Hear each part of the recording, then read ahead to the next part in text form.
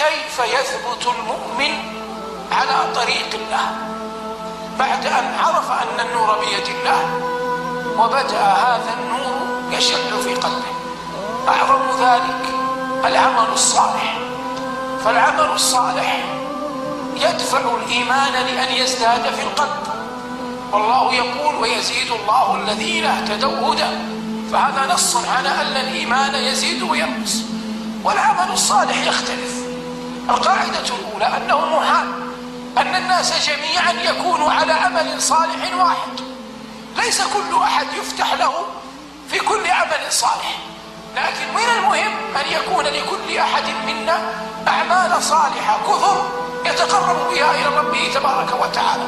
من تلكم الأعمال الصالحة قيام الليل، وهو قد يكون من حيث العبادة المحضة أشرفها قدرا وأجلها أثرا في حياة المرء.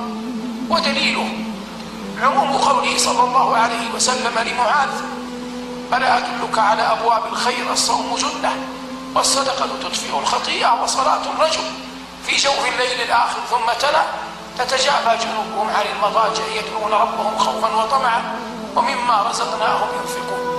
في زمننا هذا الفضل الكبير قصر الناس عنه، وقل من يحيي ليله على الوجه الأكمل والنحو الأتم.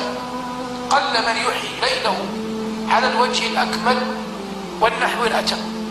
والصوارف في هذا كثر، لكن لا يوجد أغلال تقيد المرء في قيام الليل أكثر من المعاصي في النهار. فالمعاصي نهارا تقيد المرء أن يشرف بقيامه بين يدي ربه ليلا، وأقل ما يمكن أن يتأتى للمؤمن فعله أن يكون هناك ولو 3 ركعات، فهي أدنى الكمال أن يكون هناك 3 ركعات يقوم فيها المؤمن بين يدي ربه جل وعلا، وهو ذاهب إلى مقر وضوئه يستصحب شرف أن الله جل وعلا رضيه أن يكون له عبد طاعة. فإن بدأ وشرع في وضوئه تذكر أن من رحمة الله أن الذنوب ولا يسلم منها أحد تحد وتنزل مع قطرات وضوئه. فإذا أقبل على مصلاه علم أنه لا شرف يضاهي أن يقف المؤمن بين يدي ربه. ثم الناس في حفظهم للقرآن يختلفون، لكن الإنسان ما كان على لسانه من القرآن يقف فيه بين يدي ربه ويتلو.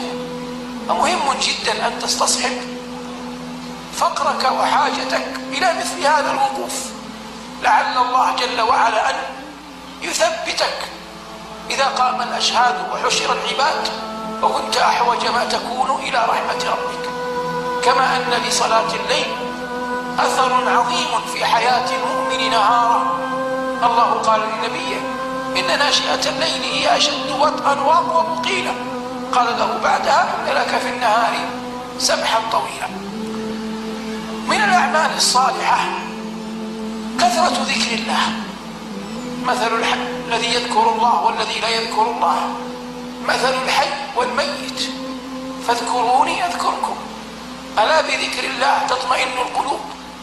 ومن عرف جلال الله جل وعلا حقا أكثر من ذكره، والذكر يكون متنوعا، فحينا يقرأ الإنسان آيات يحفظها، وحينا يعقد أنامله بالتسبيح، وأحيانا يتلو ما يحفظ من أدعية واستغفار، وأحيانا يأتي للذكر المجرد كقول سبحان الله والحمد لله ولا إله إلا الله والله أكبر ولا حول ولا قوة إلا بالله ويرددها. هذه طرائق ذكر لا ينبغي أن تخلو منها شفتي مؤمن